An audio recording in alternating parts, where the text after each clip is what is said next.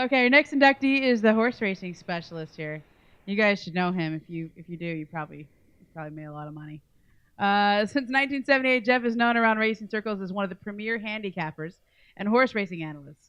Syndicated in 6 newspapers and interviewed on numerous shows, Jeff Siegel has enlightened Southern California with his knowledge of the sport.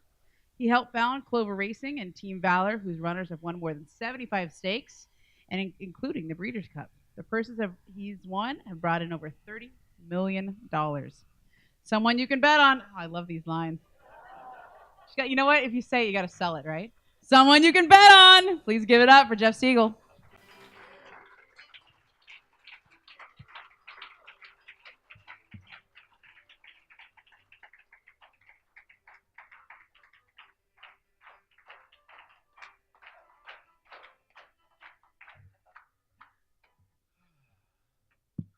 You know, there was a $4 million pick six carryover at Santa Anita today, and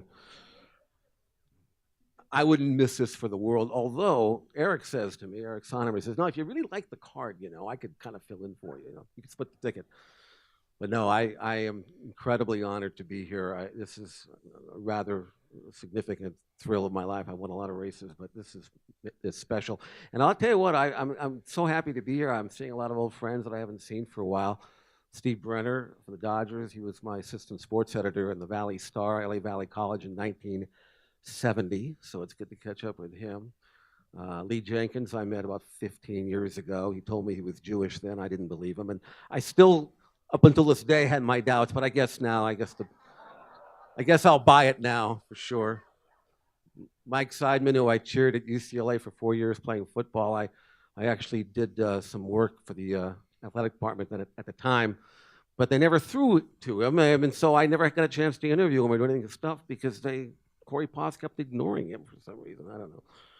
And but a lot of other people, and so I'm glad I'm here. Although I got to tell you, if I knew Doug was going to bring up that Princeton game, I might not have showed up. But I'm here, and I really am thrilled to be here. I got my first job in horse racing in 1972. I was hired by Hollywood Park out of college to be in publicity and write about the sport and promote the sport. And now as a season ticket holder for the Rams and Chargers, I'm looking forward to that new stadium so I can look up at my seat and look down at the 40-yard line where my desk used to be.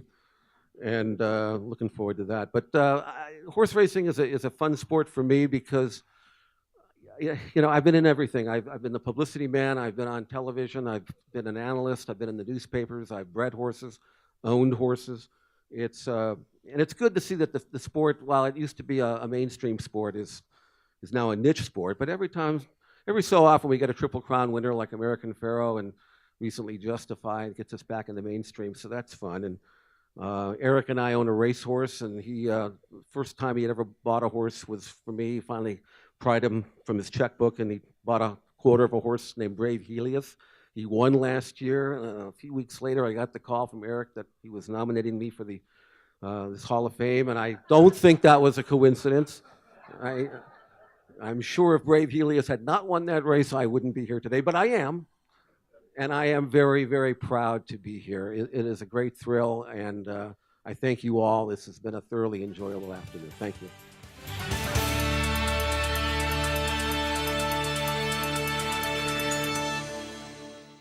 Guys, home stretch, home stretch. All right, so this is our second Eli Sherman Pillar of Achievement Award. And I've actually heard about this family before I even knew they were owners of the hockey team, right? Like, I think that's a real credit on your name, a blessing on your name, when you're working in the community and as philanthropists precede you. This one goes to Susan and Henry Samueli. What Susan and Henry Samueli have done in our community is amazing. I could talk about a half hour of their work, for their contributions, and refer you to the program for their incredible body of work. So just go through and read it all because we spent time doing it. Susan was born and raised in Los Angeles, and after graduating from UC Berkeley, she worked at IBM Corporation, initially as a software programmer, and then as a systems engineer. In 1985, she left IBM and focused her energy on raising her children, at which time she developed a keen interest in healthcare, and subsequently received a PhD in nutrition from the American Holistic College of Nutrition in 1993, and a diploma in homeopathy from the British Institution of Homeopathy in 1994. In other words, she's been to school. Henry Samueli was born in Buffalo, New York, and grew up in Los Angeles. He earned his BS, MS, and PhDs in electrical engineering from UCLA, and since 1985 has been a professor in the electrical and computer engineering department at UCLA. Since 2003, he has also served as a distinguished adjunct professor in the electrical engineering and computer science department at UC Irvine. In 1991, he co-founded a little company called Broadcom. Not a little company. A global leader in providing semiconductor solutions for wired and wireless communications. Jumping to sports in 2003, Susan and Henry Samueli took over management of the Honda Center, an Honda sports and entertainment venue. And in 2005, they purchased the Anaheim Ducks of the NHL. In 2007, the Anaheim Ducks became the first California team ever to win the Stanley Cup. Hey. Henry serves on the executive committee of the NHL Board of Governors, and what they do in the community is even more impressive. Ever since acquiring the Ducks, the Samuelis have been committed to growing the sport of hockey in Southern California. In 2008, they created the Ducks High School Hockey League in Orange County, which now has 48 teams participating. The Samueli Foundation has invested heavily in youth hockey through their Learn to Play program and by expanding the number of ice rinks in Orange County, including the almost completed Great Park Ice Complex in Irvine, which will offer a variety of ice sports, including youth and adult hockey programs, figure skating, curling, broomball, sled hockey, public open skating, and will also be the official practice facility for the Anaheim Ducks. I like that. Sounds fun.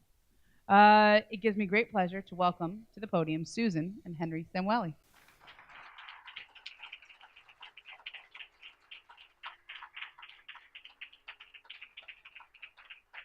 Yeah, it lets her go first. I like that.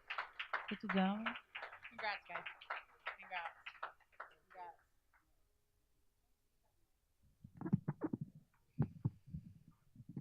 Well, thank you. Really appreciate. I want to thank the board of the Sports Hall of Fame here for selecting Susan and I for this honor.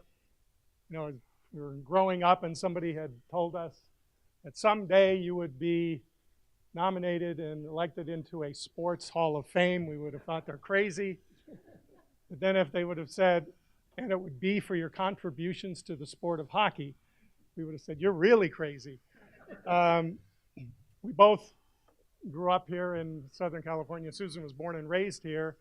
I was born in Buffalo but moved here when I was 10 and lived in West Hollywood, went to Fairfax High School. I noticed a few alumni here from Fairfax, and I went to, yeah, exactly. Went to UCLA. Susan went to Grant High School. I went to the better university. And then she, of course, graduated in Berkeley. So, you know, growing up in Southern California, going to UCLA, I was just a huge basketball fan. In fact, when I was a student at UCLA, that was during the Wooden era. So I literally can count on one hand the number of games they lost while I was a student at UCLA. It was just an unbelievable experience. It was during their 88-game win streak, et cetera. So I was a huge basketball fan. It was also during, you know, all the Lakers dynasties. You know, as a youngster, of course, the West Baylor Chamberlain era. Then there was the Magic era, and then the Kobe era. So I was just a huge basketball fan. I played, you know, pickup basketball myself, you know, with my cousins here at the table. Never good enough, obviously, to be on a UCLA basketball team. So no thought of ever being in a sports Hall of Fame. So where does hockey come into this? It was an interesting opportunity that sort of fell in our lap. Disney, as you know, created the Mighty Ducks of Anaheim hockey team, along with the Mighty Ducks movies along with it. Michael Eisner, their CEO, was a huge hockey fan. But eventually they decided that a public corporation shouldn't be owning sports teams. It wasn't really in their core business, so they decided to sell the Ducks, and they also owned the Angels. They decided to sell the Angels. And the deal was proposed to us, but it was entirely me. Susan's credit. I mean, I convinced him. Yes. I looked at this and what are we going to do owning a sports team? We know nothing about managing a sports team, know even less about managing a hockey team. But Susan said, look, this is a once-in-a-lifetime opportunity. Just do it. And being the good husband that I am, never argue with your wife. Yes, dear, whatever you say. So we did it. We jumped in head first, and Susan, thank you for making that decision, because it's been the greatest thing ever for us. As a family, we all fell in love with hockey. None of us. My mother actually bought me the book, Hockey for Dummies. We fell in love with hockey. It is our passion now, and we got to win a Stanley Cup. Yeah, no, it's been great, and that's why we're now spending so much of our philanthropic dollars on trying to grow the sport of hockey in Southern California. It's just not a natural hockey town, but it's becoming one. And as you heard, the high school league in Orange County now has grown to about 50 teams. In fact, amazingly enough, one of the high schools at Santa Margarita High School in Orange County won the high school national championship in ice hockey 2 out of the last 3 years. It's remarkable. In the whole country, they're the best hockey team. It's truly remarkable. And we are also contributing to the sport of ice hockey in Israel, believe it or not. So I'll tell you how that came about. The mayor of Jerusalem contacted the commissioner of the NHL, Gary Bettman, who happens to be Jewish, and 6 of the Jewish owners of hockey teams in the NHL. There are 6 out of the 30 teams that are owned by Jews. And the mayor said, we're building a stadium here in Jerusalem, for basketball, for concerts, but we would also like to play hockey there. Can you convince, the owners, the Jewish owners in the NHL to contribute to build the rink and the dasher boards and so forth? So we did. So the 6 of us and Gary chipped in and paid for the dasher boards for the ice rink in the Jerusalem stadium. So now they'll be holding, Maccabiah games there, et cetera. So next time you're in Jerusalem, root for a hockey team. So we're trying to build up the number of Jewish hockey players so we can add to the list downstairs.